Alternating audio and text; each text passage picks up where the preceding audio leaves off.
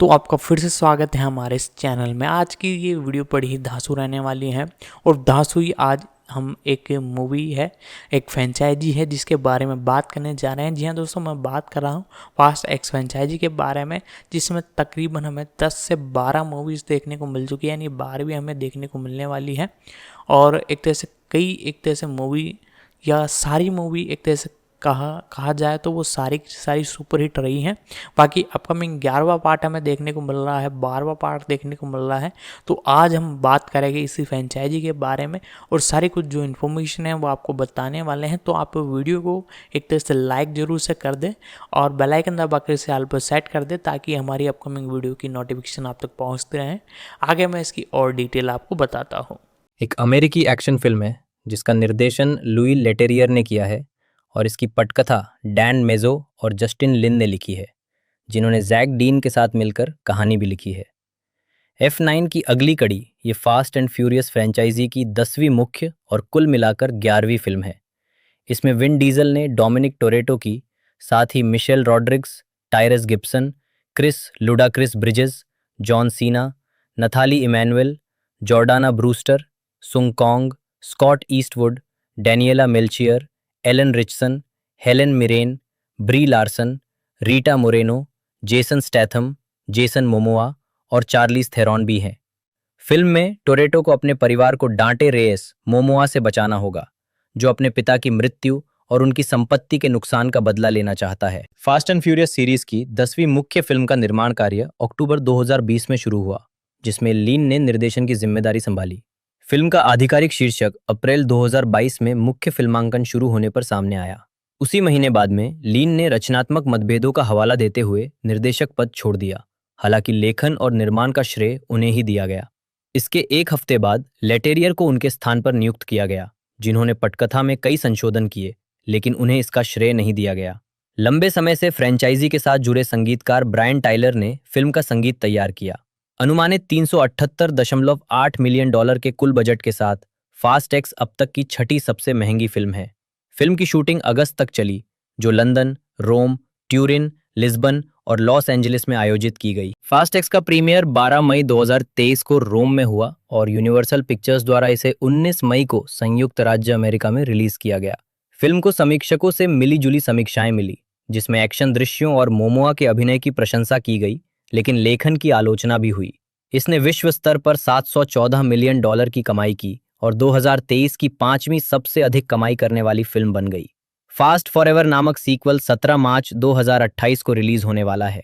कथानक Dominic "Dom" Toretto और उनकी टीम को एजेंसी द्वारा रोम में ट्रांजिट के दौरान एक कंप्यूटर चिप चुराने का अनुरोध किया जाता है।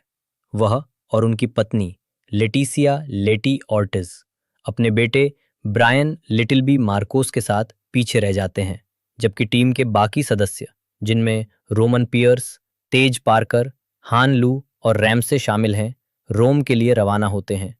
आधी रात को एक घायल साइफर डोम के घर पहुंचती है।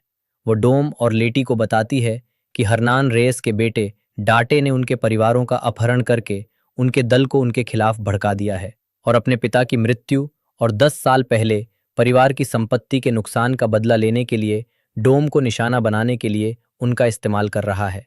अगली सुबह जब लिटिल नोबडी डोम और लेटी को रोम में एजेंसी के अचानक मिशन के बारे में सूचित करता है, तो वे इसे एक साजिश समझ जाते हैं और टीम को बचाने के लिए रोम की यात्रा करते हैं। रोम में तेज और रैमसे उस ट्रक में सेंध लगाते हैं जिसमें संभवतः कंप्यूटर चिप थी, लेकिन उन्हें पता चलता है कि वह एक DM-79 पनडुब्बी न्यूट्रॉन खदान है। डाटे दूर से ट्रक को नियंत्रित करना शुरू कर देता है, जिससे बम सक्रिय हो जाता है और सड़कों पर गिर जाता है। डोम आता है और बम को टाइबर नदी में धकेल देता है, जिससे नुकसान कम से कम होता है और लेटी को पुलिस पकड़ लेती है। मिस्टर नोबडी के गायब होने के बाद से एजेंसी के वास्तविक नेता एम्स को लगता है कि डोम और उसकी टीम बम विस्फोट के लिए जिम्मेदार है और वह उनकी तलाश शुरू कर देता है। लॉस एंजलिस में डोम और मिया के भाई जैकब, मिया और लिटिल बी को एम्स द्वारा उन्हें पकड़ने के लिए भेजे गए दस्ते से बचाते हैं और मिया की सहमति से लिटिल बी को पुर्तगाल में एक गुप्त स्थान पर ले जाते हैं, जहां वे डोम का इंतजार करेंगे। मिस्टर नोबडी की बेटी टेस को टीम की बेगुनाही पर पूरा भरोसा है और वह गॉड्स आई नामक एक बड़े पैमाने पर निगरानी करने वाले कंप्यूटर प्रोग्राम का उपयोग करके नेपल्स में डोम को ढूंढ निकालती है और उसे सूचित करती है कि डाटे रियो डी जनेरियो में है। डोम एलेना नेवेस की बहन इजाबेल और अपने सहयोगी डियोगो के साथ रियो में एक रेस के लिए डाटे को चुनौती देता है।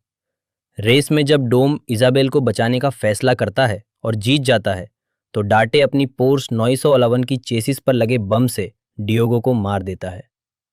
टेस गुप्त ठिकाने पर लेटी से मिलने जाती है और इस प्रक्रिया में उसे चुपके से घायल कर देती है। इससे लेटी को जेल के उपचार केंद्र में भेज दिया जाता है, जहां साइफर मौजूद होता है।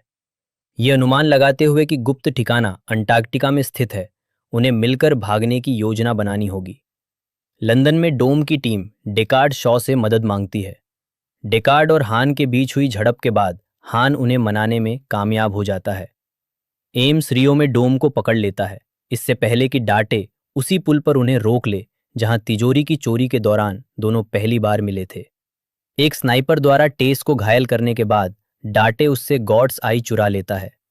टेस को अस्पताल ले जाया जाता है, जबकि एम्स डाटे से लड़ने के लिए डोम के साथ गठबंधन कर लेता है। डांटे पुर्तगाल में लिटिल बी का पता लगाता है और उसका अपहरण कर लेता है। जब डोम भाड़े के सैनिकों से घिर जाता है तो जैकब उन सभी को खत्म करने के लिए खुद को बलिदान कर देता है, जिससे डोम लिटिल बी को बचा लेता है। डांटे फिर से दोनों को घेर लेता है और एम्स को अपने और अपने पिता के साथ काम करने वाला दोहरा एजेंट बताता है, जिसके बाद एम्स रोमन, तेज, रैमसे और हान को ले जा रहे एक विमान को मार गिराता है। डोम एक और जाल से बचने के लिए उस बांध के किनारे से गाड़ी नीचे गिरा देता है जिस पर वो और लिटिल बी थे। उनके भागने को देखकर डांटे डोम के कष्टों के अंत की घोषणा करता है और बांध पर लगाए गए विस्फोटकों को सक्रिय कर देता है, जिसका उद्देश्य दोनों को मारना होता है। अंटार्कटिका में गिसेले याशर, जिसे मृत मान लिया गया था, लेटी और सिफर को बचाने के लिए एक पनडुब्बी से बाहर निकलती है। फिल्म के मध्य क्रेडिट दृश्य में ल्यूक हॉब्स एजेंटों की एक टीम के साथ एक सुनसान थिएटर में घुसपैठ करता है, जहां उसका संपर्क डाटे से होता है, जो उसे बताता है कि उसके पिता की हत्या के कारण वो उसका अगला निशाना होगा। हॉब्स जवाब देता है कि उसे ढूंढना मुश्किल नहीं है और डाटे द्वारा संपर्क किए गए फोन को अपने हाथों से तोड़ देता है। ढालना मुख्य लेख। फास्ट एंड फ्यूरियस के कलाकारों की सूची और फास्ट एंड फ्यूरियस के पात्रों की सूची। विन डीजल डोमिनिक टोरेटो के रूप में एक पूर्व अपराधी और पेशेवर स्ट्रीट रेसर जो सेवानिवृत्त हो चुका है और अपनी पत्नी लेटी ऑर्टिज और बेटे ब्रायन मार्कोस के साथ बस गया है। एक साक्षात्कार में लुई लेटेरियर ने फास्ट एक्स को पिछली फिल्मों में डोम के कार्यों के परिणामों की पड़ताल के रूप में वर्णित करते हुए कहा, उनने विश्वास बनाए रखने और परिवार की रक्षा करने के लिए बहुत संघर्ष किया है। इसकी कीमत चुकानी पड़ती है। उसके दुश्मन उसके पीछे पड़े हैं। मिशेल रॉड्रिगेज लेटी ऑर्टिज के रूप में डोम की पत्नी और एक पूर्व अपराधी और पेशेवर street racer. Tyrese Gibson Roman Pearce के रूप में एक पूर्व आदतन अपराधी, विशेषज्ञ स्ट्रीट रेसर और डोम की टीम का सदस्य। लुडाक्रिस क्रिस लुडाक्रिस ब्रिजेस के रूप में श्रेय दिया गया। तेज पार्कर के रूप में एक तकनीकी विशेषज्ञ, मैकेनिक और डोम की टीम का सदस्य। जॉन सीना जैकब टोरेटो के किरदार में डोम और मिया के भाई, एक माहिर चोर, हत्यारा और उच्च प्रदर्शन वाला ड्राइवर जो कभी मिस्टर नोबडी के एजेंट के रूप में काम करता था। समय के साथ वह सुधरकर एक दयालु इंसान बन गया है और अपने भतीजे लिटिल ब्रायन के साथ उसका स्नेहपूर्ण रिश्ता है। नथाली इमैनुअल रैमसे के किरदार में है, एक कंप्यूटर हैक्टिविस्ट और डोम की टीम की सदस्य। इमैनुअल ने कहा कि फास्ट एक्स में इस किरदार की भूमिका पिछली फिल्मों की तुलना में अधिक होगी। जॉर्डाना ब्रूस्टर मिया टोरेटो के रूप में डोम और जैकब की बहन और डोम की टीम की सदस्य, जिसके पति ब्रायन ओकॉनर के साथ 2 बच्चे हैं। सुंग कांग ने हानलू की भूमिका निभाई है, एक माहिर घुमक्कड़ और डोम की टीम का सदस्य, जिसने पहले मिस्टर नोबडी के लिए एक गुप्त अभियान के दौरान अपनी मौत का नाटक किया था। स्कॉट ईस्टवुड लिटिल नोबडी के रूप में एक सरकारी कानून प्रवर्तन एजेंट जो मिस्टर नोबडी के अधीन काम करता था। डैनियला मेल्चियोर इजाबेल नेवेस के रूप में एक ब्राजीलियाई स्ट्रीट रेसर और डोम की पूर्व प्रेमिका और लिटिल बी की मां एलेना नेवेस की बहन। एलन रिचसन एम्स के रूप में मिस्टर नोबडी की एजेंसी का नया नेता जो गुप्त रूप से डांटे के साथ काम कर रहा है। शुरुआती ड्राफ्ट में एम्स और डांटे भाई थे और रिचसन ने खुलासा किया कि फिल्म के कथानक में आए ट्विस्ट को एक और अंत के साथ फिल्माया गया था। उन्होंने कहा, एम्स को परवाह नहीं होगी कि वो बुरा है या नहीं, अगर उसके तरीकों से उसे लगता है कि वो एक अच्छा आदमी है। हेलन मिरन मैग्दलीन क्वीनी एलमैनसन शॉ के रूप में एक महिला मिलिशिया की नेता और डोम की सहयोगी, साथ ही उसके पूर्व दुश्मनों डेकार्ड और ओवेन की मां। मिरन ने इस किरदार के लिए अपनी चाची, जिनका उपनाम भी क्वीनी था, और द क्वीन 2006 में महारानी एलिजाबेथ द्वितीय के रूप में अपने प्रदर्शन से प्रेरणा ली। ब्री लार्सन टेस के रूप में मिस्टर नोबडी की बेटी और एजेंट, जो डोम और उसके दल के साथ गठबंधन करती है। डीजल के अनुसार लार्सन ने इस किरदार के लिए अपनी बेटी पॉलिन से प्रेरणा ली। एबुएलिटा टोरेटो के रूप में रीटा मोरेनो, डोम, जैकब और मिया की दादी। जेसन स्टैथम डेकर्ड शॉ के रूप में डोम और उसकी टीम का एक पूर्व प्रतिद्वंदी, जो अपने बेटे को बचाने के बाद सहयोगी और नया सदस्य बन गया। डेकर्ड का छोटा भाई ओवेन सिफर के लिए काम करते हुए अस्पताल में भर्ती था। फास्ट 5 2011 में जेसन मोमोआ ने डाटे रेस की भूमिका निभाई, ड्रग लॉर्ड हर्नांड रेस का बेटा, जो अपने पिता की मौत और परिवार की संपत्ति के नुकसान का बदला लेने के लिए डोम और उसके गिरोह से बदला लेना चाहता है। मोमोआ ने इस किरदार को डोम के विपरीत बताया और कहा कि डाटे बहुत ही क्रूर और उभयलिंगी है और वो थोड़ा घमंडी भी है। उसके अंदर बहुत सारी समस्याएं हैं, उसे अपने पिता से जुड़ी कुछ परेशानियां जरूर हैं। मोमोआ ने डाटे का किरदार निभाते हुए अपनी छवि से हटकर एक कम मर्दाना किरदार निभाने की इच्छा व्यक्त की और उन्होंने फिल्म के लिए अपने स्टंट खुद किए। चार्लीज थेरॉन सिफर के रूप में एक शातिर अपराधी और साइबर आतंकवादी, जो पहले डोम की टीम की दुश्मन थी। लेटेरियर ने सिफर को शैतान बताया और डांटे के साथ उसके संबंध के बारे में बात करते हुए लेटेरियर ने कहा, वे बुरी खबर हैं, लेकिन एक दूसरे से ज्यादा डरा हुआ है, एक दूसरे से ज्यादा बुरी खबर है। गैल गैडोट और ड्वेन जॉनसन ने फ्रेंचाइजी से अपने किरदारों को बिना क्रेडिट दिए गिजेल याशर और ल्यूक हॉब्स के रूप में अंतिम दृश्य और मध्य क्रेडिट दृश्य के दौरान दोहराया। जोआकिम डी अल्मेडा ने फास्ट 5 से हर्नांड रेस, एक निर्दयी ड्रग लॉर्ड और डांटे के पिता के रूप में अपनी भूमिका दोहराई, जबकि लियो अबेलो पेरी ने Brian Little B Marcos, Dom के बेटे की भूमिका निभाई। लुइस दा सिल्वा ने फास्ट 5 से डियोगो, एक ब्राजीलियाई स्ट्रीट रेसर जो डॉम और उसके गिरोह के साथ गठबंधन करता है, के रूप में अपनी भूमिका दोहराई। रियो डी जेनेरियो में रेस स्टार्टर के रूप में ब्राजीलियाई गायिका लुडमिला, रैमसे के मित्र बॉवी के रूप में पीट डेविडसन, फ्लैशबैक दृश्यों में ब्रायन ओकॉनर के रूप में पॉल वॉकर और उनकी बेटी मीडो जैकब की मदद करने वाली फ्लाइट अटेंडेंट के रूप में, और हवाई अड्डे पर एक जोड़े के रूप में विवाहित जोड़े डेबी रायन और जॉश डन स्वयं के रूप में श्रेय दिया गया कि कैमियो उपस्थिति है। नवंबर 2014 में यूनिवर्सल पिक्चर्स की अध्यक्ष डोना लैंगली ने पुष्टि की कि फ्यूरियस 7 2015 के 3 सीक्वल के बारे में चर्चा हुई थी। अभिनेता विन डीजल ने सितंबर 2015 में इसकी पुष्टि करते हुए संकेत दिया कि यह त्रयी मुख्य श्रृंखला के समापन का कारण बन सकती है। यूनिवर्सल ने अक्टूबर 2020 तक F9 2021 के 2 और सीक्वल विकसित करना शुरू कर दिया था। जस्टिन लिन दोनों फिल्मों का निर्देशन करने वाले थे, जबकि 10वीं फिल्म फास्ट एक्स की कहानी को 2 भाग वाले समापन के पहले भाग के रूप में फिर से तैयार किया गया था, जिसमें 11वीं फिल्म दूसरे भाग के रूप में थी। Neal H Moritz, Diesel, Jeff Kirschenbaum, Samantha Vincent और लिन निर्माता थे, जो Caracciolo Junior, David Cain, Amanda Lewis, Chris Morgan और मार्क बॉम्बैक कार्यकारी निर्माता थे। लिखना, लिन और डैन मेजो ने अप्रैल 2022 में अपना पहला ड्राफ्ट लिखना शुरू किया। उसी जून में टायरस गिब्सन ने घोषणा की कि फास्ट एक्स फ्रेंचाइजी को अपनी जड़ों की ओर वापस ले जाएगा। रिपोर्टों से संकेत मिलता है कि ये पिछली फिल्मों के स्ट्रीट रेसिंग तत्वों की वापसी होगी। हालांकि उन्होंने ये भी बताया कि फिल्म F9 की तरह ही टोरेटो परिवार के इतिहास को भी आगे बढ़ाएगी।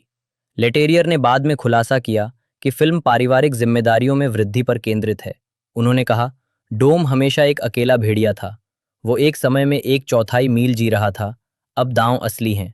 एक इंसान एक निर्दोष जीवन के लिए जिम्मेदार है जिसे उसने दुनिया में लाया है। अगस्त 2022 में कॉमिक बुक के साथ एक साक्षात्कार के दौरान नताली इमैनुएल ने कहा, इसमें व्यक्तिगत स्तर पर दांव ऊंचे हैं, जो पिछली फिल्मों की तुलना में अधिक यथार्थवादी दृष्टिकोण का संकेत देता है। डांटे के चरित्र को विकसित करते हुए लेटेरियर ने खुलासा किया कि वे एंटी डोम गढ़ना चाहते थे। उन्होंने कहा, यिन का यांग है, उसके मसीह का मसीह विरोधी है, और डाटे की उत्पत्ति की कहानी में डोम की भूमिका के साथ डाटे को स्पष्ट प्रेरणा देना चाहते थे। उन्होंने कहा, केस के बीच मजबूत संबंध है और यही एक अद्भुत खलनायक बनाता है, क्योंकि आप समझते हैं कि वे ऐसा क्यों बने। और लेटेरियर ने लार्सन के चरित्र को पात्रों की पीढ़ीगत विरासत से प्रभावित बताया। उन्होंने कहा, हर किसी का डोम और उनके जीवन पर उसके प्रभाव के बारे में एक अलग दृष्टिकोण है। इसी तरह वह फिल्म फास्ट 5 2011 के पुनर्कथन का वर्णन करते हुए लेटेरियर ने कहा कि इसका उद्देश्य न्याय की कीमत का पता लगाना था। और उन्होंने कहा, पांचवी फिल्म को रेस की नज़र से देखने के लिए रशोमोन शैली में रूपांतरित किया, जिसमें डोम और ब्रायन चोर थे। हम दर्शकों को इस फ्रेंचाइजी में उनके द्वारा अनुभव की गई हर चीज़ पर पुनर्विचार करने के लिए प्रेरित करना चाहते थे, क्योंकि एक अच्छे खलनायक का अपना एक अलग सच होता है जो नायकों से अलग होता है।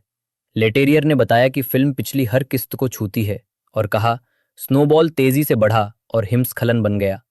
लेटेरियर ने यह भी कहा कि इस फ्रेंचाइजी में उनकी पसंदीदा फिल्म फास्ट 5 है।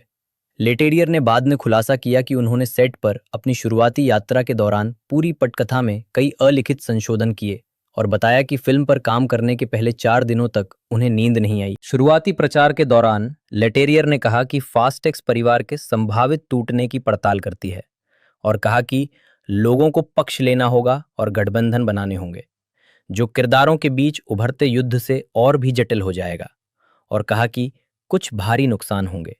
बाद में उन्होंने पुष्टि की कि फिल्म एक रोमांचक मोड़ पर समाप्त होगी और किरदारों की मृत्यु का संकेत देते हुए कहा, इस फ्रेंचाइजी के अंत की खूबसूरती ये समझना है कि ये किरदार हमेशा जीवित नहीं रहेंगे।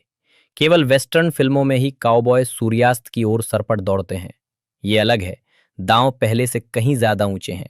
मिशेल रॉड्रिक्स ने भी इसकी पुष्टि की, जिन्होंने क्लाइमैक्स पर प्रशंसकों की प्रतिक्रिया पर विचार करते हुए कहा, आपको एक तरह से ठगा हुआ महसूस होगा, लेकिन फिर आगे क्या होने वाला है इसके बारे में बहुत संतुष्टि और उत्साह भी होगा।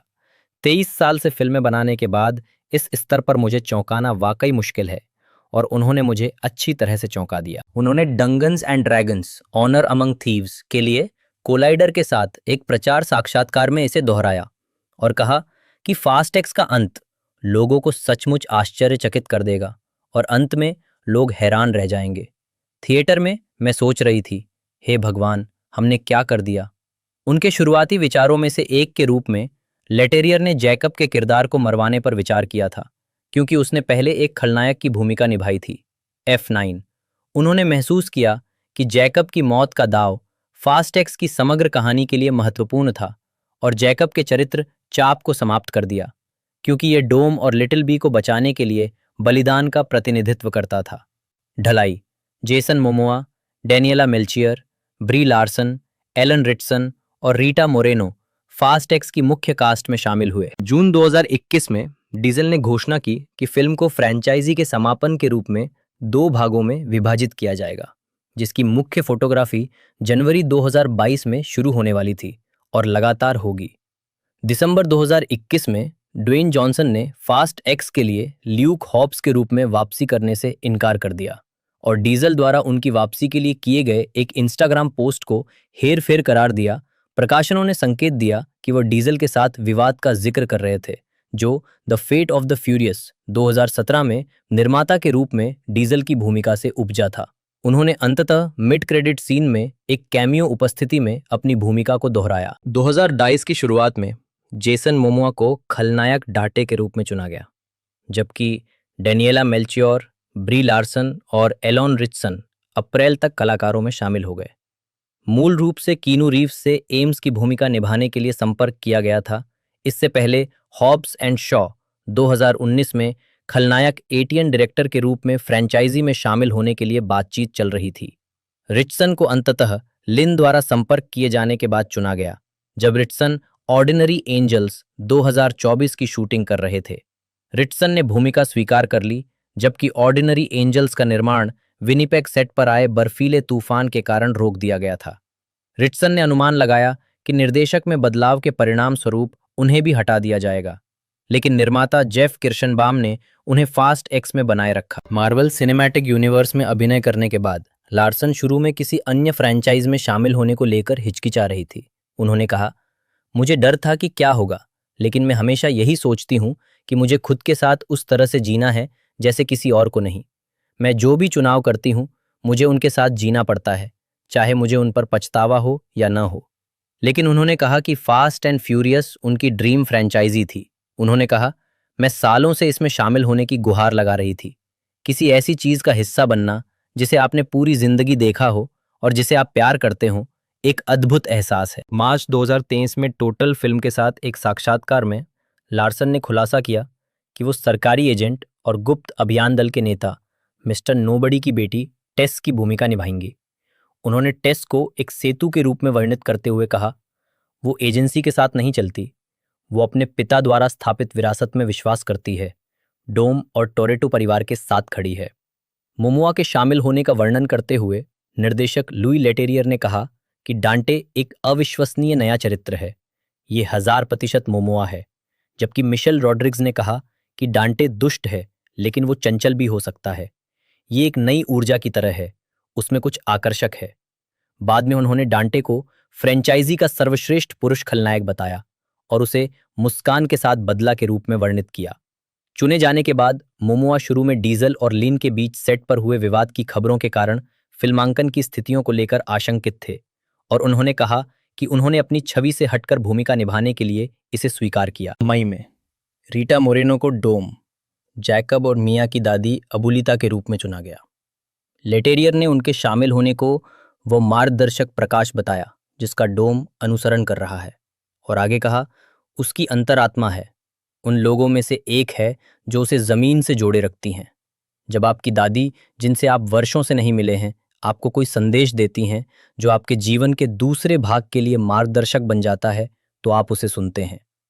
फरवरी 2023 में कोलाइडर के साथ एक साक्षात्कार में मोरेनो के पोते ने कहा कि वेस्ट साइड स्टोरी 2021 के प्रीमियर में डीजल से मिलने के बाद उन्होंने फास्ट एक्स में मोरेनो को शामिल करने का प्रस्ताव रखा था, जिसमें मोरेनो ने अभिनय किया था। 23 दिसंबर 2022 को ये खुलासा हुआ कि गैल गैडोट, जिन्होंने पिछली 3 फिल्मों में गिजेल याशर का किरदार निभाया था, ने फास्ट एक्स के लिए एक दृश्य फिल्माया था। सोशल मीडिया रिपोर्टों के अनुसार वो फिल्म के 2 संस्करणों में से एक में दिखाई दी, जिन्हें 3 दिन पहले प्रदर्शित किया गया था। हालांकि उनकी वापसी के बारे में और अधिक जानकारी का खुलासा नहीं किया गया था। गैडोट की संभावित वापसी पर प्रशंसकों और आलोचकों की मिलीजुली प्रतिक्रिया रही। कुछ ने स्टार पावर का लाभ उठाने के लिए मृत पात्रों को पुनर्जीवित करने के फ्रेंचाइजी के इतिहास की आलोचना करते हुए इसे अप्रभावी फैन सर्विस करार दिया, जो पिछली फिल्मों और फ्रेंचाइजी की कहानी पर नकारात्मक प्रभाव डालती है। अन्य लोग गैडोट की संभावित वापसी के बारे में सकारात्मक थे। उन्होंने फ्रेंचाइजी के सबसे लोकप्रिय पात्रों में से एक के उनके चित्रण का हवाला दिया। फरवरी 2023 में कॉमिक बुक के साथ एक साक्षात्कार में सुंग कॉन्ग ने फास्ट एक्स में गैडोट के चरित्र के पुनर्जीवित होने की संभावना से इनकार नहीं किया। जैसे ही अंतिम कलाकारों की सूची पूरी हुई, इस बात पर बहस छिड़ गई कि इससे फिल्म की कहानी में समस्या आ सकती है। स्क्रीन रेंट के लिए लिखते हुए रयान नॉर्थरप ने कहा, इतने बड़े कलाकारों के साथ यह अनिश्चित है कि फास्ट एक्स हर किरदार को संतोषजनक ढंग से पेश कर पाएगी या नहीं। कई नए और पुराने किरदारों के साथ हर किरदार की कहानी उतनी अच्छी तरह से विकसित नहीं हो पाएगी, और अगर नए किरदारों को ज़्यादा स्क्रीन टाइम या विकास नहीं दिया गया तो यह निराशाजनक होगा। इसे ठीक करने का काम शायद क्लाइमैक्स पर निर्भर करेगा। 1 महीने बाद द हॉलीवुड रिपोर्टर से लीक हुए एक ईमेल से पता चला कि मुख्य शूटिंग पूरी होने के बाद कुछ क्रू मेंबर एक बटन या टैग मिड या पोस्ट क्रेडिट सीन फिल्माने के लिए वापस आए थे, जिसमें एक गेस्ट कैमियो दिखाया जाना था। गैडोट और जॉनसन ने अंततः कैमियो भूमिकाओं में अपनी भूमिकाएं दोहराईं। रॉड्रिक्स और डीजल ने बाद में कहा कि गैडोट की वापसी की योजना पिछली फिल्मों के लिए बनाई गई थी, यहाँ तक कि अप्रयुक्त कैमियो भी फिल्माए गए थे। डीजल ने तर्क दिया कि फास्ट एक्स में गैडोट को शामिल करने का निर्णय इसलिए लिया गया क्योंकि यह फिल्म के अनुकूल था। उन्होंने यह भी कहा, टैग करना मुश्किल है क्योंकि आप बेहतरीन प्रतिभा चाहते हैं, लेकिन साथ ही आपको अपने दर्शकों की भावनात्मक स्थिति को बनाए रखने के लिए बहुत सावधान रहना पड़ता है। 9 फरवरी 2023 को फिल्म का ट्रेलर जारी होने के बाद लेटेरियर ने संकेत दिया कि फास्ट एक्स में पिछली फिल्मों से पॉल वॉकर के पुराने फुटेज का इस्तेमाल किया जा सकता है। उन्होंने कहा, ब्रायन इस फ्रेंचाइज में पूरी तरह से जीवित हैं। ये फिल्म अतीत और वर्तमान के बीच आगे पीछे होती रहती है। आप ब्रायन को अतीत में देखेंगे, वर्तमान में नहीं। उनका परिवार इस फ्रेंचाइज का हिस्सा है। अगर ब्रायन को फ्रेंचाइज में फिर से प्रवेश करना है तो ये सही समय और सही लहजा होना चाहिए। ये उतना ही परिपूर्ण होना चाहिए जितना कि उन्होंने फ्रेंचाइज को छोड़ा था। वॉकर को शामिल करने के बारे में रॉड्रिग्स ने कहा, उनके परिवार के आशीर्वाद के बिना फिल्में बनाना वास्तव में मुश्किल है, क्योंकि उनका परिवार ही सब कुछ है। उनके उस तरह के प्यार के बिना हम भटक जाते। उन्होंने ये भी बताया कि फ्यूरियस 7 2015 इस फ्रेंचाइज में उनकी पसंदीदा फिल्म है, जिसमें वॉकर को भावपूर्ण श्रद्धांजलि दी गई है। डीजल ने मार्च 2023 में टोटल फिल्म के साथ एक साक्षात्कार में फिल्म में वॉकर के संभावित समावेश पर इसी तरह टिप्पणी की। उन्होंने कहा, जीव ने ब्रायन ओकॉनर को जीवित रखने का एक साहसिक, न्यायसंगत और साहसी निर्णय लिया है। मैं ब्रायन को सही मायने में अलविदा कहे बिना इस गाथा के अंत की कल्पना नहीं कर सकता। फिल्म की मुख्य शूटिंग 21 अप्रैल 2022 को शुरू हुई। उसी दिन फिल्म का शीर्षक सामने आया और Michelle Rodriguez, Tyrese Gibson, Chris Bridges, Jordana Brewster, Nathalie Emmanuel, Sung Kang और चार्लीज थेरॉन ने अपनी भूमिकाओं को दोहराने की पुष्टि की। डीजल के अनुसार पहले के एक ड्राफ्ट में ब्रूस्टर का किरदार शामिल नहीं था, जिसे उन्होंने बदल दिया। मई 2022 में फास्ट एक्स का प्रोडक्शन बजट शुरू में $300 मिलियन बताया गया था, जिसे उसी नवंबर में संशोधित करके $340 मिलियन कर दिया गया। फिल्म की शूटिंग शुरू होने के एक हफ्ते बाद लिन ने रचनात्मक मतभेदों के कारण निर्देशक के पद से इस्तीफा दे दिया, जिससे प्राथमिक निर्माण कार्य रुक गया। हालांकि लिन निर्माता के रूप में फिल्म से जुड़े रहे। बाद में आई रिपोर्टों में आरोप लगाया गया कि लिन का सेट पर डीजल से झगड़ा हुआ था, जो कथित तौर पर फिट नहीं थे, अक्सर देर से आते थे और उन्हें अपने डायलॉग्स याद नहीं रहते थे। लिन अपनी पटकथा में किए गए बदलावों, शूटिंग लोकेशन में परिवर्तन और फिल्म के एक खलनायक के अभी तक चुने न जाने से भी नाराज थे। डीजल के साथ उनका मतभेद कथित तौर पर इतना बढ़ गया कि लिन चिल्ला उठे, "ये फिल्म मेरी मानसिक सेहत के लायक नहीं है।" बताया जाता है कि लिन ने फिल्म छोड़ने के कारण $10-20 मिलियन की तनख्वाह छोड़ दी। स्टूडियो द्वारा एक नए निर्देशक की तलाश जारी रहने के दौरान यूनाइटेड किंगडम में सेकंड यूनिट का निर्माण कार्य चलता रहा और यूनिवर्सल पिक्चर्स ने कथित तौर पर निर्माण रोकने के लिए प्रतिदिन $1 मिलियन खर्च किए। फास्ट एंड फ्यूरियस के पूर्व निर्देशक गैरी ग्रे और डेविड लीच, जिन्होंने क्रमशः The Fate of the Furious 2017 और हॉब्स एंड शॉ 2019 का निर्देशन किया था, को स्टूडियो द्वारा लिन की जगह लेने के लिए विचार किया गया था। हालांकि लिफ्ट और द फॉल गाय दोनों 2024 के साथ अपनी प्रतिबद्धताओं के कारण दोनों के पदभार संभालने की संभावना नहीं थी। फ्यूरियस 7 2015 के निर्देशक जेम्स वान, जिन्हें एक समय The Fate of the Furious 2017 और F9 2021 का निर्देशन करने के लिए विचार किया गया था, लेकिन फ्यूरियस 7 2015 पर अपने तनावपूर्ण अनुभव के कारण मना कर दिया था, को एक व्यवहार्य विकल्प के रूप में देखा गया था। लेकिन डीसी एक्सटेंडेड यूनिवर्स DCEU की अंतिम film Aquaman and the lost kingdom 2023 के साथ प्रतिबद्धताओं में बंधे हुए थे। वैरायटी ने बताया कि पटकथा में बड़े बदलाव किए बिना किसी A-लिस्ट निर्देशक को नियुक्त करना संभव नहीं था और यूनिवर्सल संभवतः बड़े बजट की एक्शन फिल्मों में अच्छी तरह से प्रशिक्षित किसी द्वितीय इकाई निर्देशक की ओर रुख करेगा। 2 मई 2022 को लुई लेटेरियर कोलिन के स्थान पर निर्देशक के रूप में घोषित किया गया। उन्हें पहले यूनिवर्सल द्वारा निर्देशन के लिए शॉर्टलिस्ट किया गया था। The Fate of the Furious 2017। Film की शूटिंग शुरू होने के एक हफ्ते बाद लुई लेटेरियर ने लिन की जगह निर्देशक का पद संभाला। लेटेरियर का यूनिवर्सल के साथ एक स्थापित संबंध था, क्योंकि उन्होंने MCU film the incredible Hulk 2008 का निर्देशन किया था और उन्हें फ्रेंचाइजी के बारे में अच्छी जानकारी थी। वो और फ्रेंचाइजी के स्टार जेसन स्टैथम 2001 में द ट्रांसपोर्टर 2002 की शूटिंग से ब्रेक के दौरान पेरिस में पहली किस्त देखने गए थे। शेड्यूलिंग और अनुबंध संबंधी विचार विमर्श की पुष्टि होने के बाद लेटेरियर लंदन में फिल्मांकन में शामिल हुए। बाद में उन्होंने खुलासा किया कि उन्होंने शुरू में फिल्म का निर्देशन करने के प्रस्ताव को अस्वीकार कर दिया था, इसे एक विशाल कार्य बताते हुए। लेटेरियर ने फिल्म को पूरा करने के लिए लिन के मूल योगदान के तत्वों का उपयोग किया, जैसे कि स्थापित क्रू, साथ ही लिन की शॉर्ट लिस्ट और स्टोरी बोर्ड। लंदन में प्रोडक्शन अगस्त के मध्य में समाप्त हुआ, जिसमें वार्नर ब्रदर्स स्टूडियो लीव्सडन में दृश्यों की शूटिंग की गई। रॉड्रिगेज ने बाद में खुलासा किया कि उनके और थेरोन के बीच एक लड़ाई का दृश्य बिना किसी मुख्य निर्देशक के फिल्माया गया था और ये स्टूडियो द्वारा लेटेरियर के साथ चल रही बातचीत के दौरान किया गया था। फिल्म के लिए अपनी शैली का वर्णन करते हुए लेटेरियर ने कहा, मैं अन्य निर्देशकों की तुलना में अधिक व्यावहारिक हूं और मैंने को जमीन पर वापस लाया। ये खुलासा करते हुए कि उन्होंने दृश्य प्रभावों से बढ़ाए गए अधिक व्यावहारिक स्टंट, जिसमें वर्टिकल क्वार्टर मील रेस वाले रेसिंग दृश्यों की वापसी शामिल है, को प्राथमिकता दी। हाल के भागों में कंप्यूटर जनित इमेजरी सीजीआई के व्यापक उपयोग के विपरीत। फिल्म की शूटिंग मई के मध्य में जेंजानो डी रोमा में हुई। फिल्म की शूटिंग मई के मध्य में 2 सप्ताह तक रोम में हुई और जुलाई के मध्य में 1 सप्ताह तक, जिसमें Via Cristoforo Colombo, Lungotevere, Via dei Fori Imperiali, Ponte Umberto, Ponte Vittorio Emanuele और कैस्टिल सेंट एंजेलो और स्पेनिश स्टेप्स के आसपास के क्षेत्र में दृश्य फिल्माए गए।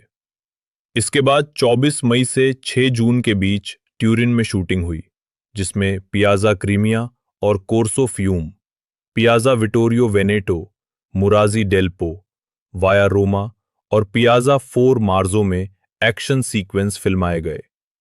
ट्यूरिन में फिल्मांकन की अनुमति देने के लिए स्थानीय अधिकारियों, फिल्म आयोग टोरिनो पिएमोंटे और नगर पार्षदों को सितंबर 2021 से जनवरी 2022 तक 5 महीने की योजना बनानी थी, जिसमें संस्कृति विभाग के साथ सहयोग करते हुए शहर के प्रमुख कार्यक्रमों, सड़कों और परिवहन, जनता और सुरक्षा को फिल्म की आवश्यकताओं के अनुरूप समन्वित करना था। इसमें ड्रोन की उड़ान का प्रबंधन और सेट के प्रबंधन और सुरक्षा के लिए आवश्यक आवागमन पर प्रतिबंध शामिल थे। मोमोआ ने 16 मई को अपने दृश्यों की शूटिंग शुरू की। पिछली फिल्मों की तरह डीजल ने फिल्म के एक्शन दृश्यों के लेखन और डिजाइन का पर्यवेक्षण किया। द हॉलीवुड रिपोर्टर के अनाम सूत्रों के अनुसार डीजल का रचनात्मक नियंत्रण और बार बार अंतिम समय में किए जाने वाले बदलाव एक ऐसी प्रक्रिया को दर्शाते हैं जो एक मोज़ेक की तरह है, जो कभी रुकती नहीं, उन्हें मांग करने वाला और पूर्णतावादी बताते हुए। 6 जून को यह बताया गया कि एक विस्फोट के बाद कार के एक हिस्से से टकराने के बाद एक स्टंटमैन दुर्घटना में घायल हो गया। 22 जुलाई को सैन डिएगो कॉमिक कॉन में डेडलाइन हॉलीवुड के साथ एक साक्षात्कार में रॉड्रिक्स ने घोषणा की कि उन्होंने अपने दृश्यों की शूटिंग पूरी कर ली है और कहा कि निर्माण में केवल 4 या 5 सप्ताह शेष हैं। एंजेलिनो हाइट्स में फिल्मांकन के दौरान कुछ स्थानीय निवासियों ने विरोध जताया जब प्रोडक्शन ने एक ऐसे दृश्य के फिल्मांकन की सूचना दी जिसमें नकली आपातकालीन सेवा गतिविधि, हवाई फोटोग्राफी, सड़क पर पानी डालना और वातावरण में धुआं फैलाना शामिल था। उन निवासियों के अनुसार विरोध सड़क सुरक्षा शिक्षा के प्रति जागरूकता बढ़ाने के लिए था। उनका दावा था कि इस फ्रेंचाइजी के कारण उनका इलाका प्रशंसकों के लिए स्ट्रीट रेसिंग और अन्य खतरनाक गतिविधियों का अड्डा बन गया है। 26 अगस्त को विरोध प्रदर्शन के बाद फिल्मांकन संभव हो पाया, जबकि अन्य हिस्सों की शूटिंग पुर्तगाल में की गई, जिनमें लिस्बन, अल्माडा, विसेउ और विला रियल शामिल हैं। विसेउ के मेयर कॉन्सेइसाओ अजेवेडो ने लूसा न्यूज एजेंसी के साथ एक साक्षात्कार के दौरान घोषणा की कि फिल्मांकन वोजेला नगर पालिका के एक राजमार्ग IP5 पर होगा। रिचसन ने 16 अगस्त तक अपने दृश्यों की शूटिंग पूरी कर ली और फिल्म में उड़ने वाली कारों का संकेत देते हुए कहा, हम इसे आसमान में ले जाने वाले हैं। फिल्म की शूटिंग के दौरान सैगिस प्रोडक्शंस की निर्माता सोफिया नोरोन्हा ने कहा कि फिल्म के कारण देश में भारी आर्थिक निवेश होगा। मौसम, कर छूट के कारण किफायती लागत और निर्माण की लचीलता का हवाला देते हुए नोरोन्हा ने तर्क दिया कि फिल्म से देश में होने वाला निवेश कर छूट से लगभग दोगुना है। निर्माता देश को हमेशा लाभ होता है। ट्यूरिन में शूटिंग के दौरान भी यही बात दोहराई गई, जहां 2 सप्ताह के शेड्यूल से स्थानीय अर्थव्यवस्था को 3.8 मिलियन यूरो का लाभ हुआ, जो मुख्य रूप से लोकेशन किराए, आतिथ्य, तकनीकी कर्मचारियों और स्थानीय कार्यबल के रोजगार, सुरक्षा और स्वच्छता और भंडारण और अनलोडिंग से संबंधित खर्चों से प्राप्त हुआ। ये भी बताया गया कि फिल्म नियमित रूप से लगभग 400 लोगों के दल लाती थी और लोकेशन की खोज और कार्य योजना को अंतिम रूप देने के लिए अक्सर सैकड़ों स्थानीय पेशेवरों के साथ सहयोग करती थी। एक बयान में टोरिनो पिएमोंटे फिल्म आयोग की अध्यक्ष बीट्रिस बोर्जिया ने कहा, फास्ट एक्स फिल्म निर्माण में ट्यूरिन और पिएमोंटे द्वारा प्राप्त की गई महत्वपूर्ण भूमिका की पुष्टि करता है। जटिल निर्माणों की मेजबानी के लिए आवश्यक सभी चीजें साबित कर दी हैं: कुशल पेशेवर, सहायक संस्थान और अद्भुत स्थान। वाहनों। फास्ट एक्स इस श्रृंखला की पहली फिल्म है जिसमें इलेक्ट्रिक कारें दिखाई गई हैं। लीक हुई सेट तस्वीरों में 2024 डॉज चार्जर, डेटोना, एसआरटी बंशी कॉन्सेप्ट और गलविंग वाली डेलूरियन अल्फा 5 दिखाई दे रही हैं। अन्य वाहनों में 2022 torred Dodge Charger RT, 2023 Dodge Charger SRT Hellcat Red Eye और 1970 चार्जर आरटी शामिल हैं, जिनमें से आखिरी वाला इस श्रृंखला का एक मुख्य वाहन है। 27 जून 2022 को यह खबर आई कि फास्ट एक्स में प्रशंसकों की पसंदीदा नारंगी और काली Veilside Mazda RX-7 FD Fortune भी शामिल होगी, जो पहली बार The Fast and the Furious Tokyo Drift 2006 में दिखाई दी थी। फिल्म में इलेक्ट्रिक डॉज चार्जर्स के शामिल होने की पुष्टि 9 फरवरी 2023 को पहले ट्रेलर के रिलीज होने पर हुई थी, जिसमें Grays of Thunder Dodge Charger Daytona SRT भी अन्य प्रचार सामग्री में दिखाई दी थी। फॉक्स न्यूज के साथ एक साक्षात्कार में डॉज के एक प्रवक्ता ने कहा कि कंपनी की फास्ट एंड फ्यूरियस के साथ एक दीर्घकालिक विपणन साझेदारी है, जो फास्ट एक्स के साथ जारी रहेगी। फिल्म में प्रदर्शित अन्य वाहनों में विदेशी निर्मित लैम्बोर्गिनी गैलार्डो, अल्फा रोमियो 159 और 2000 GTV, Nissan Silvia, Porsche 911 997 GT3 RS, Pagani Huayra Tricolore और डैटसन 240Z, साथ ही अमेरिकी निर्मित शेवरले इम्पाला और एल कैमिनो, लेंको बेयरकैट बख्तरबंद वाहन और 1966 फोर्ड फेयरलेन शामिल हैं। वाहन समन्वयक डेनिस मैकार्थी के साथ एक साक्षात्कार में, जिन्होंने टोक्यो ड्रिफ्ट 2006 के बाद से हर फास्ट एंड फ्यूरियस फिल्म पर काम किया है, स्क्रीन पर दिखाई देने वाली प्रत्येक महत्वपूर्ण कार के लिए लगभग 60 डुप्लीकेट की आवश्यकता होती थी, जिसके परिणाम स्वरूप स्टंट कार्य के लिए आवश्यक रेस कार मानकों के अनुसार फास्ट एक्स के लिए अनुमानित 200 कारें बनाई गईं।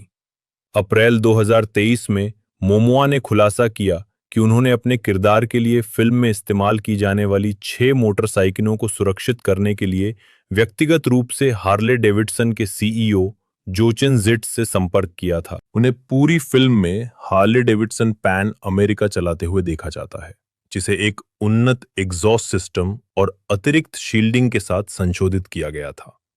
डाक उत्पादन। डायलन हाईस्मिथ और कैली मात्सुमोतो, जो F9 के 3 सह संपादकों में से 2 थे, संपादक के रूप में वापसी कर रहे हैं।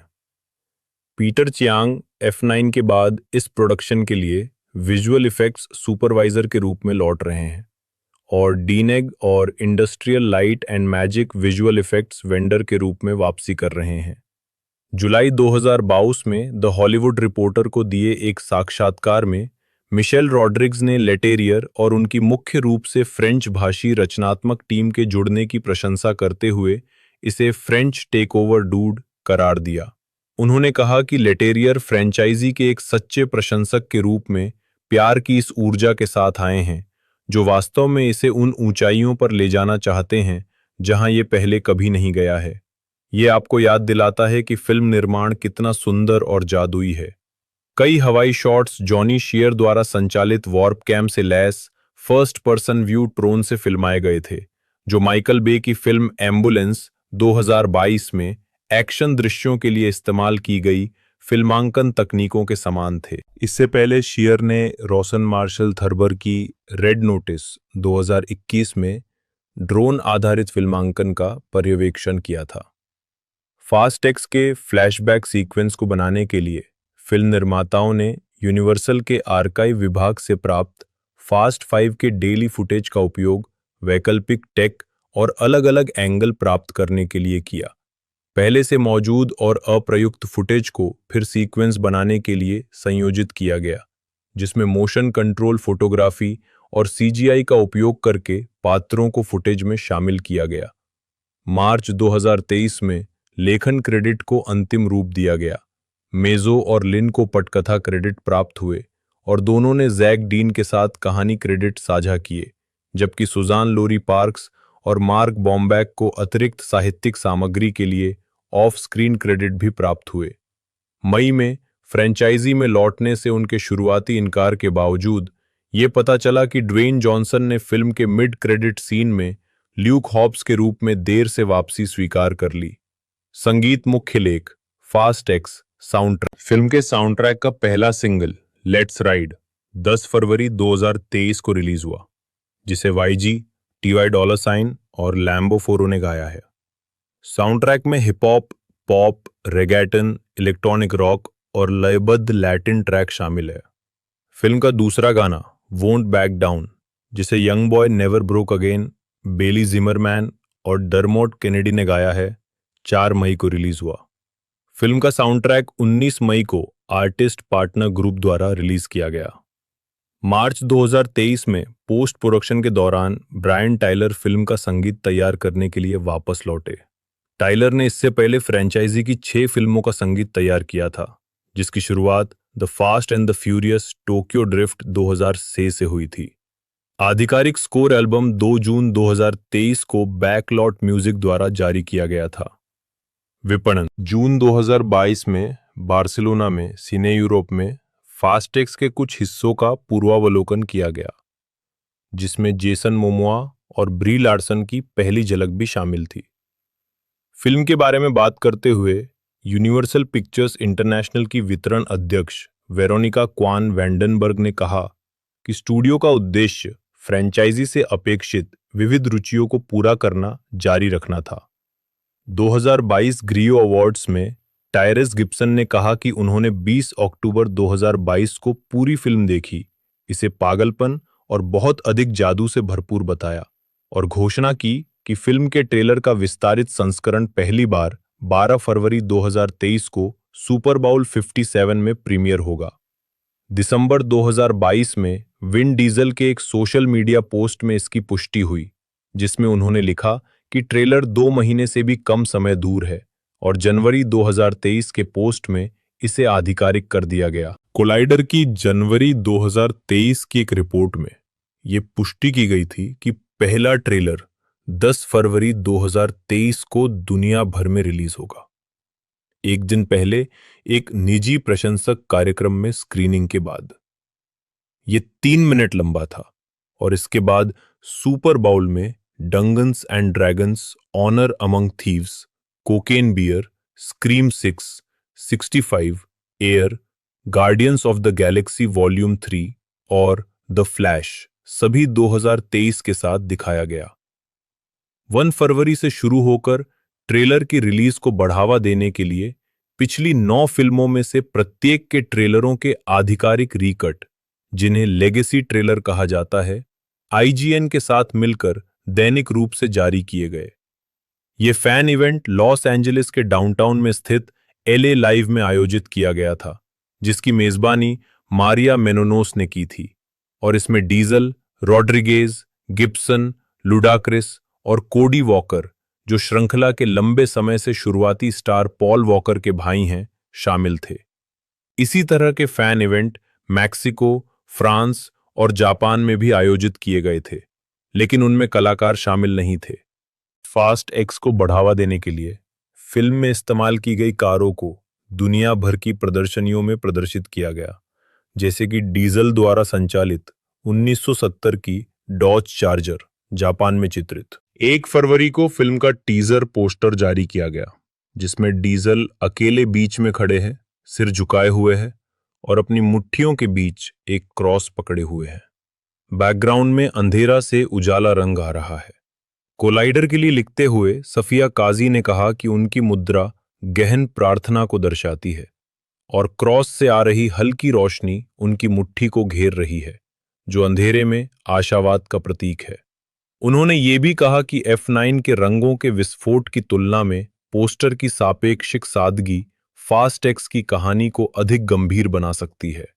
काजी ने लिखा कि फिल्म की टैगलाइन सड़क का अंत शुरू होता है तीव्रता के एक नए स्तर को दर्शाती है और अनुमान लगाया कि ये फ्रेंचाइजी के कुछ किरदारों के अंत का संकेत हो सकता है। WBUF के मैट सिंगर के विश्लेषण में सिंगर ने पोस्टर को गंभीर बताया और फ्रेंचाइजी की अन्य फिल्मों के पोस्टरों की तुलना में इसे अत्यंत तनावपूर्ण बताया। मोमोआ लार्सन और डीजल के किरदारों को दर्शाने वाली फिल्म की तस्वीरें 9 फरवरी को सार्वजनिक रूप से जारी की गईं और इसके एक दिन बाद मुख्य कलाकारों को दिखाते हुए एक टीजर जारी किया गया। इसके तुरंत बाद आधिकारिक ट्रेलर जारी किया गया, जिसमें द नोटोरियस बिग और बोन थग्स एंड हार्मनी के एल्बम लाइफ आफ्टर डेथ 1997 से नोटोरियस थग्स का एक ऑर्केस्ट्रल संस्करण दिखाया गया था। ट्रेलर को अधिकतर सकारात्मक प्रतिक्रिया मिली। GQ के लिए लिखते हुए ग्रांट रिंडनर ने ट्रेलर को शानदार बेतुकापन करार दिया और कहा कि ये हाल की फिल्मों की तरह ही चमकदार और अतिरंजित है। उन्होंने रेसिंग दृश्यों की वापसी की सराहना करते हुए कहा कि ये फिल्मों की मूल भावना को बहाल करता है और कहा कि संगीत एक ओपेरा जैसा रोमांचक था। Social media analytics company relish mix के आंकड़ों के अनुसार फिल्म के super ball trailer the big game trailer को खेल के बाद 24 घंटों में सोशल मीडिया पर 94.1 मिलियन व्यूज मिले। यह इवेंट में प्रसारित होने वाला तीसरा सबसे अधिक देखा जाने वाला ट्रेलर था। Guardians of the Galaxy Volume 3 134.1 million views और द फ्लैश 97.4 मिलियन के बाद। यह इवेंट में लॉन्च न होने वाला सबसे अधिक देखा जाने वाला ट्रेलर था, लेकिन इसके व्यूज की संख्या 2020 में F9 के सुपर बॉल ट्रेलर द्वारा प्राप्त 110.9 मिलियन व्यूज से कम थी, उस फिल्म की अंततः देरी से पहले। वैरायटी को रिपोर्ट करने वाले अनाम सूत्रों के अनुसार पहले ट्रेलर ने रिलीज के पहले 72 घंटों के भीतर विश्व स्तर पर अनुमानित 295 मिलियन व्यूज प्राप्त किए। इंस्टाग्राम से लगभग 30% व्यूज मिले। उसके बाद टिकटॉक 25%, फेसबुक 22%, यूट्यूब 18% और ट्विटर 6% का स्थान रहा, जिनमें से अधिकांश दर्शक अंतर्राष्ट्रीय क्षेत्रों से थे। ट्रेलर के रिलीज होने के तुरंत बाद फास्ट एक्स अमेरिका में ट्विटर पर भी सबसे चर्चित विषय बन गया। अन्य फास्ट एंड फ्यूरियस रिलीज की तरह हॉट व्हील्स ने फास्ट एक्स में प्रदर्शित होने वाली कारों का एक थीम आधारित बेसिक कलेक्शन घोषित किया, जिसे फिल्म के साथ रिलीज किया जाना है। 14 मार्च 2023 को आधिकारिक थिएट्रिकल पोस्टर जारी किया गया। कोलाइडर के लिए लिखते हुए एडन किंग ने पोस्टर की सकारात्मक समीक्षा करते हुए कहा कि पात्रों के आसपास रखे गए वाहन हाई ऑक्टेन ड्रैग रेस के समान हैं, जो फ्रेंचाइजी के कार केंद्रित फिल्मों के इतिहास में वापसी का संकेत देते हैं। उन्होंने ये भी कहा कि पात्र ड्रैग दृश्य के ऊपर मंडराते हैं, जो फ्रेंचाइजी के कार संस्कृति से दूर विषयगत बदलाव का संदर्भ देता है। 2 फीचर वीडियो जारी किए गए, पहला 31 मार्च को और दूसरा 7 अप्रैल 2023 को, जिसमें मुख्य कलाकारों ने फिल्म के निर्माण की पर्दे के पीछे की झलक पहले कभी न देखे गए फुटेज के साथ प्रस्तुत की। डीजल और पेरी के पात्रों को उजागर करने वाला एक अतिरिक्त फीचर वीडियो 5 मई को जारी किया गया, जिसमें दोनों और लेटेरियर ने कमेंट्री प्रदान की। 19 अप्रैल को फिल्म का दूसरा पूर्ण ट्रेलर और आधिकारिक सारांश जारी किया गया। आलोचकों ने इसकी एक्शन और मोमोआ के अभिनय की व्यापक रूप से प्रशंसा की। 2 मई को डीजल और रॉड्रिक्स अभिनीत एक चरित्र ट्रेलर, जिसका शीर्षक फास्ट एक्स ओपन रोड था, जारी किया गया। फिल्म के लिए लिखते हुए बिल ब्रिया ने इसे चिंतनशील बताया। ट्रेलर में मैक्स रिक्टर की on the nature of delight और दीना वॉशिंगटन के दिस बिटर अर्थ के अंश शामिल थे, जिनके बारे में ब्रिया ने कहा कि इससे डॉम लेटी के दृश्यों को और भी अधिक गंभीरता मिली। उन्होंने इस संयोजन की प्रशंसा करते हुए कहा कि दृश्य इतने स्पष्ट रूप से हल्के फुल्के और संगीत इतने मार्मिक रूप से गंभीर ने एक उत्कृष्ट तनाव पैदा किया। 2 दिन बाद फ्री टू प्ले 8-बिट शैली का game Fast X Let's Race Online launch किया गया। इस गेम में Los Angeles, Rio de Janeiro और रोम के फिल्म के स्थानों पर आधारित कई टॉप डाउन रेस कोर्स हैं। इसके बाद डीजल और रॉड्रिगेज 2023 मायामी ग्रैंड प्रिक्स में प्रचार विज्ञापनों में दिखाई दिए, जबकि यूनाइटेड किंगडम में फिल्म ने कैपिटल रेडियो नेटवर्क के साथ साझेदारी करके एक श्रोता के लिए रोम की यात्रा जीतने के लिए एक प्रतियोगिता शुरू की। 4.5 मिनट का विस्तारित अंतिम ट्रेलर 15 मई को जारी किया गया। 16 मई को फिलिप्स ने फिलीपींस में यूनिवर्सल पिक्चर्स के साथ साझेदारी की घोषणा की, जिसके तहत एवेनिया गेमिंग मॉनिटर की खरीद के साथ टिकट जीते जा सकते थे। यूनिवर्सल ने फ्रीटो-ले के रफल्स के साथ भी साझेदारी की और सीमित संस्करण फास्ट एक्स आलू चिप्स बनाए, जिनके साथ रैफल टिकट दिए गए थे, जिनमें प्रशंसक टिकट जीत सकते थे। एक भाग्यशाली पुरस्कार में 2023 डॉज चार्जर आरटी शामिल था। मुक्त करना थिएट्रिकल। फास्ट एक्स का प्रीमियर 12 मई 2023 को रोम के कोलोसियम में हुआ। इसे शुरू में 2 अप्रैल 2021 को रिलीज करने की योजना थी, लेकिन इसे 7 अप्रैल 2023 तक और अंत में 19 मई तक स्थगित कर दिया गया। बताया जाता है कि ये बदलाव कोविड-19 महामारी के कारण किए गए थे, जिसके चलते F9 को जून 2021 तक स्थगित करना पड़ा, जिसके कारण फास्ट एक्स में भी देरी हुई। इसे आईमैक्स और स्क्रीन एक्स सहित अन्य प्रीमियम बड़े फॉर्मेट में व्यापक रूप से रिलीज किया गया। फिल्म को 28 मार्च 2023 को चीन में रिलीज के लिए मंजूरी मिल गई, जो 2023 में देश में रिलीज होने वाली पहली बड़ी अमेरिकी फिल्मों में से एक थी।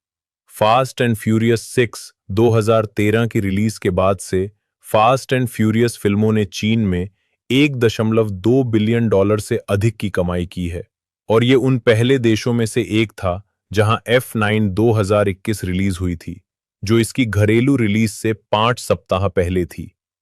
Home media. फास्ट एक्स को यूनिवर्सल पिक्चर्स होम एंटरटेनमेंट द्वारा 9 जून 2023 को प्रीमियम वीडियो ऑन डिमांड पर रिलीज किया गया था।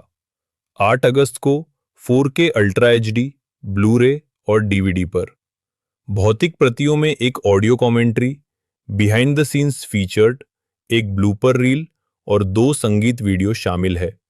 यह फिल्म 15 सितंबर 2023 को पीकॉक पर स्ट्रीम करने के लिए उपलब्ध कराई गई थी। फास्ट एक्स ने संयुक्त राज्य अमेरिका और कनाडा में $146.1 मिलियन और अन्य क्षेत्रों में $568.2 मिलियन की कमाई की, जिससे दुनिया भर में कुल कमाई $714.4 मिलियन हो गई। रिलीज से पहले द रैप ने अनुमान लगाया था कि फिल्म को अपने थिएटर प्रदर्शन के दौरान लाभ कमाने के लिए दुनिया भर में $850 मिलियन की कमाई करनी होगी। वैरायटी ने बाद में बताया कि फिल्म अपने थिएटर प्रदर्शन के दौरान मुश्किल से लाभ में आई, लेकिन होम वीडियो बिक्री और अन्य राजस्व स्रोतों के माध्यम से स्टूडियो के लिए मामूली लाभ दर्ज करेगी।